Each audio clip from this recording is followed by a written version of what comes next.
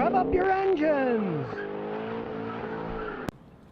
Welcome to Mechanic Monday, where I try out actual car products, and the ones that pass my tests, I make videos about them. And then I give the product away to one of you YouTube viewers. Now today's video is about the best, cheapest OBD2 scan tool for do-it-yourself guys. And as you can see inside here, I have boxes and boxes of scan tools. So I tested out a whole bunch of them, and as far as I'm concerned, this CR3001 $24 scan tool is the best, cheapest one for do-it-yourself guys. It's easy to use. You just plug it into the OBD port down here, then just turn the key on so the idiot lights are on, but the car isn't running, and it automatically sets itself up. We'll click diagnose. There it is, reading the computer of your car, and it's already figured out what car it is. You don't have to input anything, and you can start reading the data. And as you can see, you can read codes, you can erase codes, you can see if it'll pass the emissions test for yearly state inspection.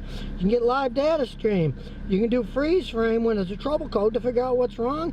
You can even do an oxygen sensor test. And on this older Toyota, it does 38 different points of data so you can analyze what's wrong with your car. You can read MAF sensor data and fuel trim data to see if the car's running rich or lean. And on this car, you can even do the vapor pressure to see if you have a problem in the EVAP anti-pollution system. And of course, if your check engine light is on, it can read the codes. In this case, it's reading the code now. It's got P0507. It explains what the code is. In this case, the idle air control system, the RPM is higher than expected. And then it can show you the freeze frame data of when that code was stored. Here we go. Here's all the data of when the freeze frame was stored, so you can analyze it and find out what the problem is. And of course, once you fix it, you can turn the trouble code off. Here we go. Now it's erasing the codes.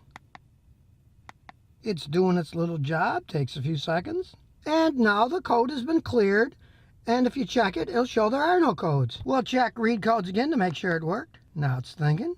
And there it is. There's no trouble codes. It's erased them. All in all, it's a pretty good tool for only $24. It's made by a company Launch. It's been around a long time, so it's not like it's some new company that's messing with new software. Because many of the cheaper scan tools that I tried out, they didn't even work when you plugged in, or you plugged them in and you got absurd data on the screen, and then if you read inside the system when you went through it, it would say things like, oh, if you find problems with software, please email us and tell us what the problem is. Hey, I don't want that when I'm buying a scan tool.